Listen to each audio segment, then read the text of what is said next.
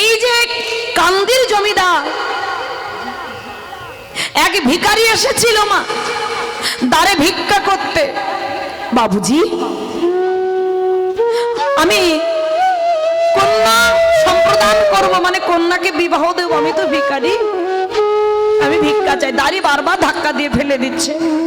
বাচ্চা ছেলে, ওই যে ছোট্ট বাচ্চা ছেলে লালা এসে বলছে, তুমি ধাক্কা দিয়ে সরিয়ে দিচ্ছ কেন?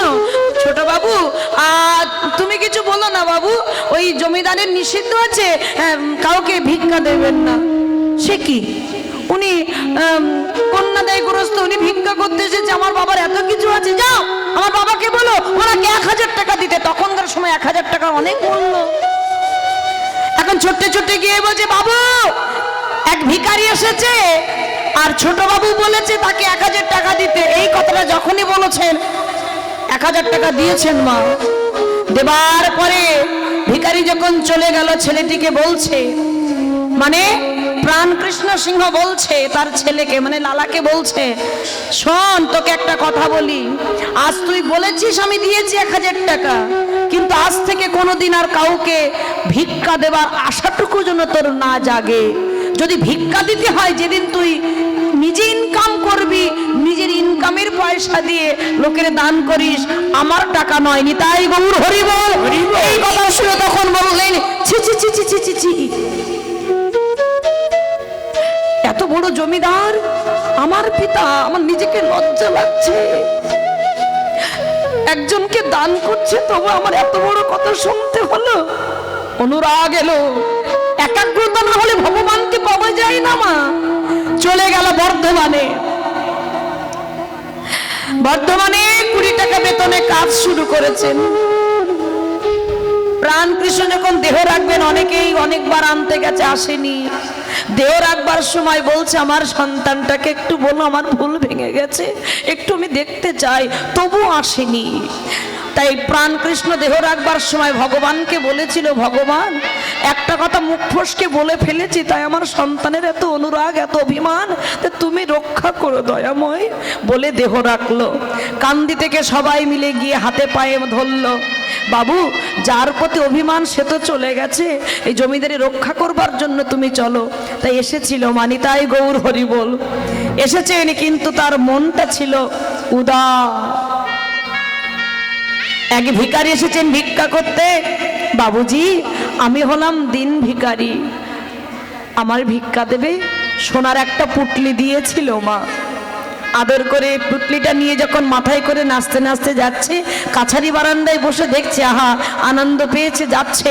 কিন্তু কিছু দূরে গিয়েই সোনার পুটলিটা ফেলে দিয়েছেন। জমিদার কৃষ্ণচন্দ্র রাজা চিৎকার করে, আমি ভিখারি, এদিকে এসো। যে এসেছেন, বাবু তুমি পুটলিটা নিলে আবার ফেলে দিলে কেন? বাবু আমি ফেলতে চাইনি, সোনার পুটলিটা নিয়ে যখন আমি যাচ্ছি, আমার ভিতর থেকে কে যেন বলে উঠলো, ভিখারি, ও ভিখারি তুই ফিরে আয়, তুই মোহ মায়ায় থাকিস না, সোনার পুটলি নিয়ে রাজৈশ্বর্য সুখে আমি থাকতে চাই না। আই ভিখারি আয় রে ফিরে, ভুলে থাকিস না মোহ ঘুরে, তোর কৃষ্ণ সেবার বেলা বয়ে যাবে। বিদুরের খুল যাবার তোর ভিক্ষার অন্ন পাব, সেবা দিতে ভুল করিস নে আমার। ওরে আমি তোর ভিক্ষান্ন ভালোবাসি, আমি রাজভোগ চাই না। লালা মনে মনে ভাবছেন, সত্যি তো, সোনার পুটলিটা ফেলে দিল। আহা, একটু একটু করে জ্ঞান ফিরছে। তার স্ত্রী কাত্যায়নী এসে বলছে, স্বামী, মানে আর একটা দিনের কথা বলছে, স্বামী তুমি উদাস মনে থাকো, কাছারি বারান্দায় তুমি হিসাব নিকাশ করো না। এই ধরো তোমার আজকের যে কোর্টের মামলার দিন, মানে তার বন্ধু ছিল এখন শত্রু হয়ে গেছে, মানে কোর্টের মামলা চলছে, তাই ধরে দিয়েছেন। এই যে খাতাপত্র কাগজপত্র রইল, তুমি যাও এখন গুছিয়ে নিয়ে মামলার কাজে চলে গেল। সারাদিন মামলার কাজ ছেড়ে যখন সন্ধ্যার সময় ফিরে আসছে মা, এক ধোপার মেয়ে, যাকে বলি আমরা রজক, ওই ধোপার মেয়ে তার বাবাকে ডেকে বলছে, বাবা বাবা বেলা যায়, বেলা যায়, বাসনায় আগুন দেবে না। বাবুজি গো যায়, বেলা যায়,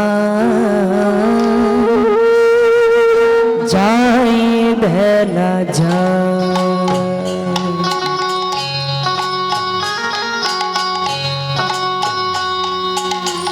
বাবুজি গো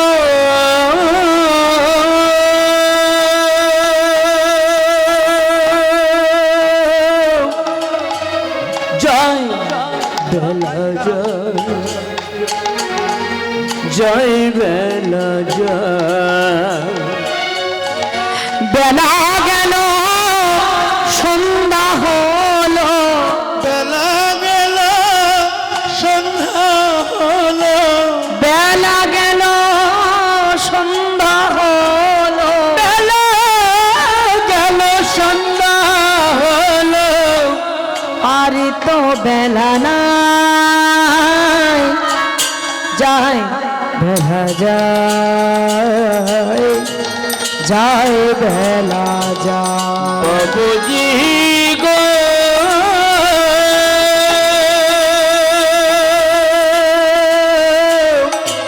যায়, বেলা যায়, যায়, বেলা যায়। সবাই গেল আগে চলে,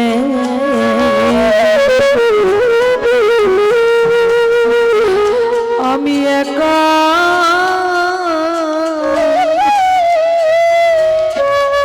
রইলাম পড়ে গো।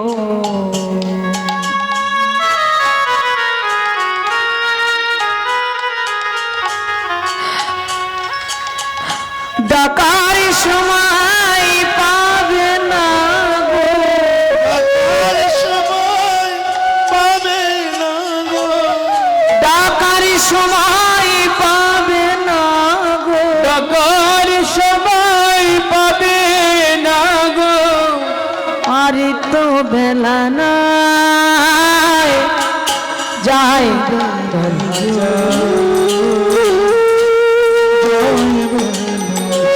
বাবুজি গো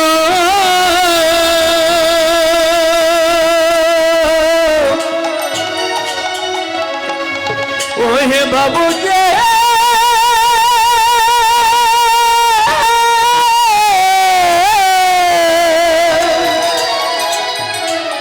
যায়, বেলা যায়। বাবুজি কথাই বলে না মা, বৃন্দাবনে বাসি কাজে একটাই টানে, যার যেমন কাজ সে তেমনি শোনে হালকা। বললেন বেলা যায়, বাসনায় আগুন দেবে না। আগেকার দিনে জামা কাপড় পরিষ্কার করা হতো, কলা গাছের শুকনো পাতাকে বাসনা বলে না মা। কুয়াশা এবারে কুয়াশা আসলে পাতা তো ভিজে যাবে, আগুন জ্বলবে না, খার হবে না, জামা কাপড় পরিষ্কার হবে না, তাই বলেছেন। কিন্তু লালা শুনতে পেল জীবন বেলা বয়ে যায়, কামনা বাসনায় আগুন দেওয়া হলো না। একটা কথা মানে অনেক হয়। ওই যে যার সুকৃতি ভালো থাকে সে একবারে কিন্তু হিসাবটা এইভাবে করে নেন, জীবনে বেলা হয়ে যায়, দাঁড়াও। পালকির বেয়ারাকে বলে রাখো পালকি। ওই মেয়েটির কাছে গিয়ে বললেন, মা তুই যেন কি বললি মা? বাবুজি আমি আপনাকে কিছু বলিনি বাবুজি। না না না মা, তুই আমাকে কিছু বলিসনি। ওই যে তোর বাবাকে ডেকে যে কথাটা বলেছিস ওই কথাটা আরেকবার বল। আমি আমার বাবাকে ডেকে বলেছি, বাবা বেলা যায়, বাসনায় আগুন দেবে না, কুয়াশা নেমে এলে বাসনায় আগুন দেওয়া হবে না। ঠিকই বলেছিস, সত্যি আমার বেলা যায়, সত্যি আমার জীবন বেলা বয়ে যায়, আমার কামনা শোনা এখনো আগুন দেওয়া হলো না। তোর এই কথাটা শুনে আজ আমার জ্ঞানের চক্ষু খুলে গেল মা। বহুমূল্য স্বর্ণ মুদ্রা দান করে বলল তোর ধোপার কার্য করে খেতে হবে না, আমি সন্তুষ্ট হয়ে তোকে দান করলাম, যা। ঘরে এসে বললেন মা সুমতি, মানে একটি পালিতা কন্যা ছিল, তার নাম হচ্ছে সুমতি। ও মা, আমাকে সাজিয়ে দে না মা। তার স্ত্রীকে বললেন তার পুত্র সন্তান, একটা পুত্র সন্তানের নাম রেখেছিল নারায়ণ, দে বাবা আমাকে সাজিয়ে দে। কেউ বাধা দিল না, তবে একটা কথা বলল, তুমি কোথায় যাবে বাবা? পালিতা মেয়েটি বলছে মা সুমতি যখন ডেকেছেন সুমতি বলে এসে বলছে বাবুজি আপনি কোথায় যাবেন? ও মা, ও সুমতি, আমার সর্বাঙ্গে কৃষ্ণ নাম লিখে দিয়ে আমাকে সাজিয়ে দে, আমি চলে যাব কোথায় জানিস? অনুভূতি করো মা। কীর্তন হচ্ছে প্রেমের বস্তু, ভাবের বস্তু, অনুভূতি করতে হবে। হৃদয়ঙ্গম যখনই হবে তখনই তো প্রেমটা আসবে। সুমতিকে জড়িয়ে ধরে বলেছে ও মা আমি কোথায় যাব জানিস? আমি বৃন্দাবনে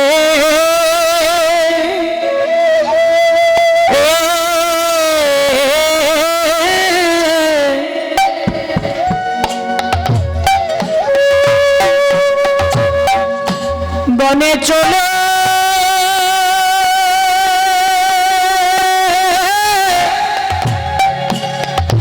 আমি চলে যাব। ও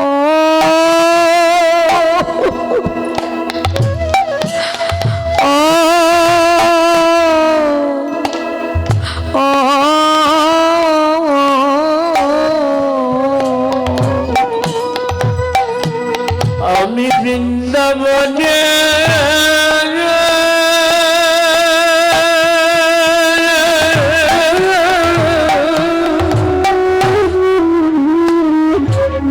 বৃন্দাবনে চলে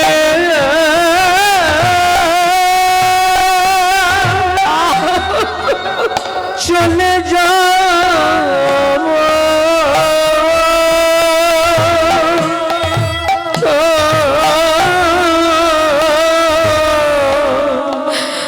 রাধা মা মাধবে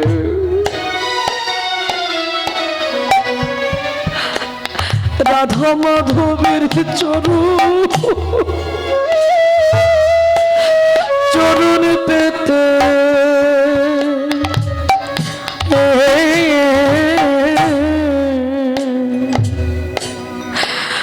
আমি বৃন্দাবনে বৃন্দাবনে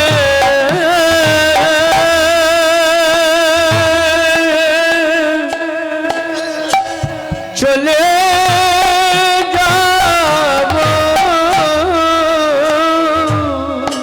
রাধা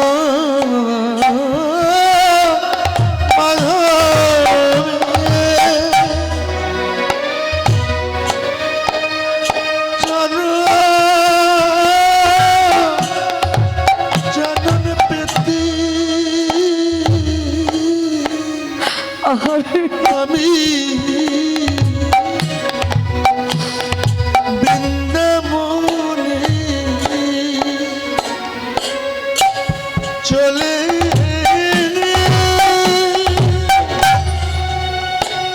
চলে যাব।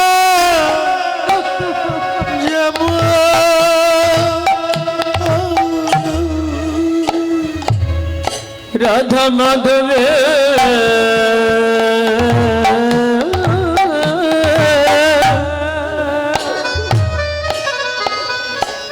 রাধা মাধবের চরণ পেতে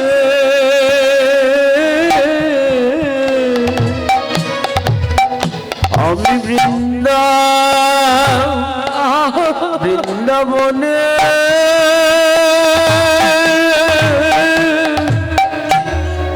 চলে যাব।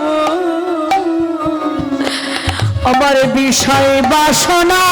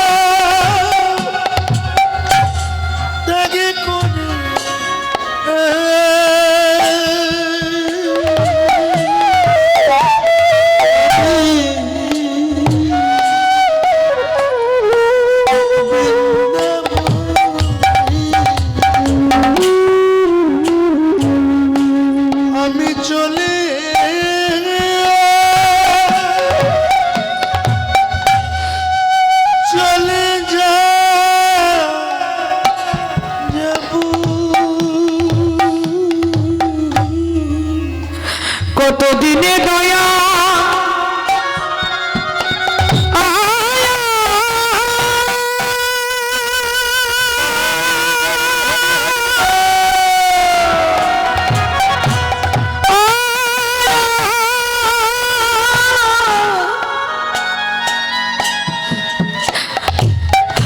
কতদিনে দয়া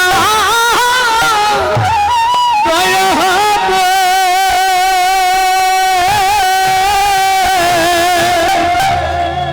হবে বনে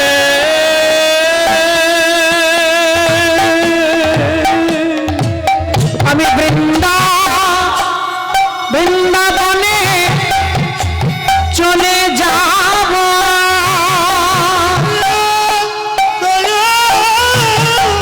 হবে মনে আমি বিষয় বাসনায় আগুন দিয়ে আমি বৃন্দাবনে চলে যাব বিষয় বাসনায় আগুন দিয়ে হরি হরি রাধা মাধবের কৃপা পাবো বলে বৃন্দাবনে চলে যাব বিষয় বাসনায় আগুন দিয়ে চলে যাব বিষয় বাসনায় আগুন দিয়ে চলে যাব বিষয় বাসনায় আগুন দিয়ে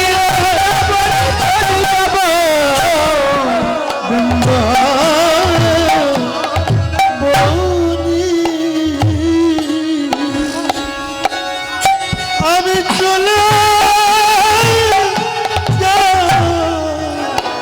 যাব আমি বিষয় বাসনা ত্যাগ করে আগুন দিয়ে চলে যাব বৃন্দাবনে রাধা মাধবের কৃপা পেতে বাধা দিস না বাধা দিল না চলে গেল বৃন্দাবনে অনেক বড় কাহিনী তাই যখন বৃন্দাবনে গেল গুরুচরণ আশ্রয় হলো রাধা মাধবের চরণ পেল বৃন্দাবনে যারা গেছেন লালার ভজন কুঠির আপনারা দেখেছেন আজও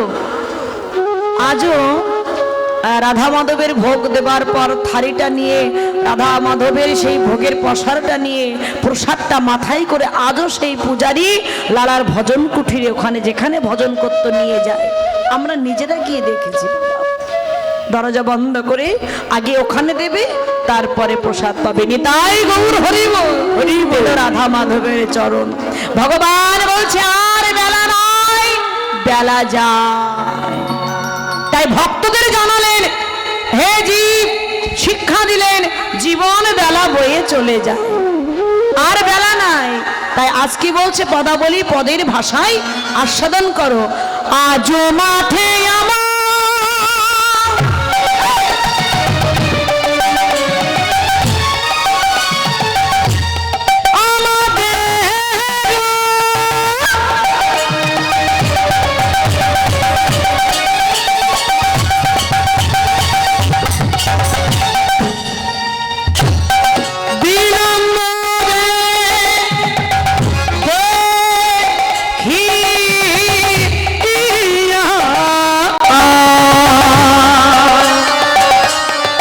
আজবাতে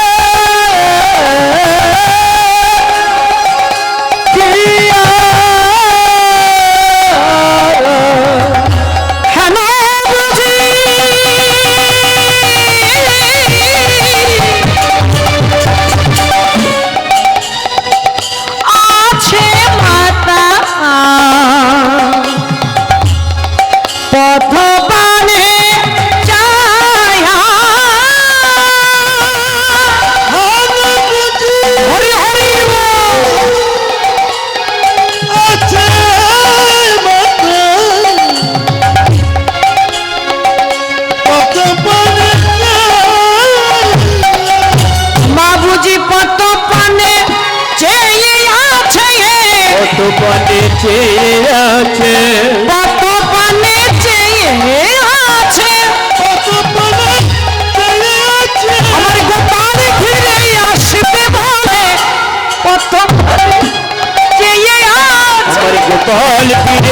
আসবে বলে কত পণে চেয়ে আমার আছে গোপাল ফিরে আসবে বলে কত প্রাণে চেয়ে আছে।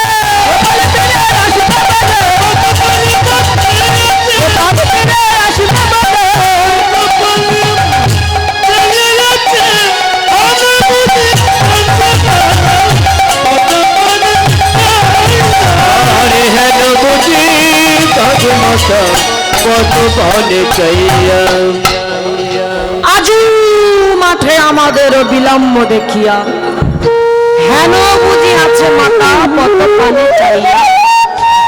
বিলম্ব আর নাহি সয়ে চলো যাই ঘরে, মায়ের না দেখিলে আমার মন যে কেমন পারে।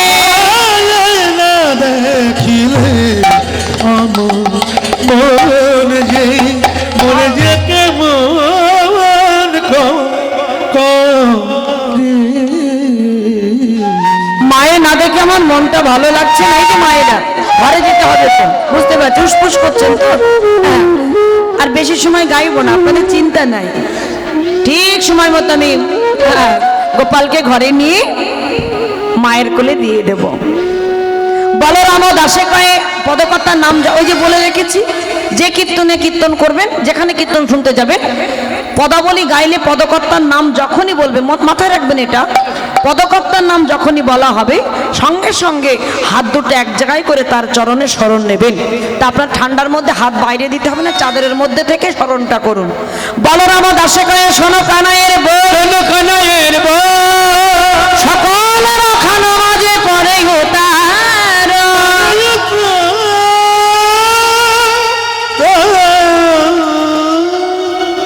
অনেকটা তো সময় চলে গেল, তাই না? ঘরে যেতে হবে না? এই সীতা, সুধা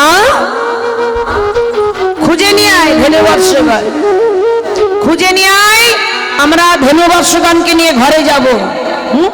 এখন খুঁজছে, খুঁজতে খুঁজতে খুঁজে পাচ্ছে না বাবা, এসে বলছে সবই কহে ভাই হাতে ধেনু নাই, খেলা রসে ভুলেছিল, ভাত কালে গোষ্ঠে আসিয়া ধেনু বৎস হারাই।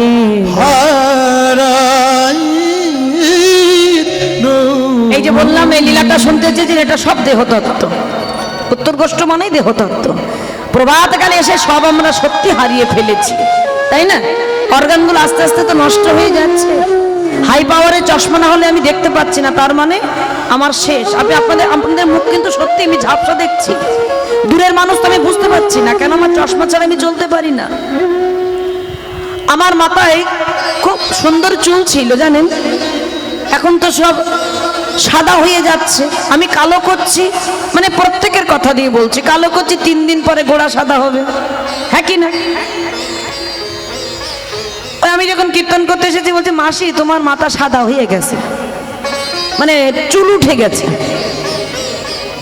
আসলেই তাই, এগুলো সব আস্তে আস্তে দেহের পতন হবে। এটাই মেনে নিতে হবে, বাস্তব এখানে, হ্যাঁ না?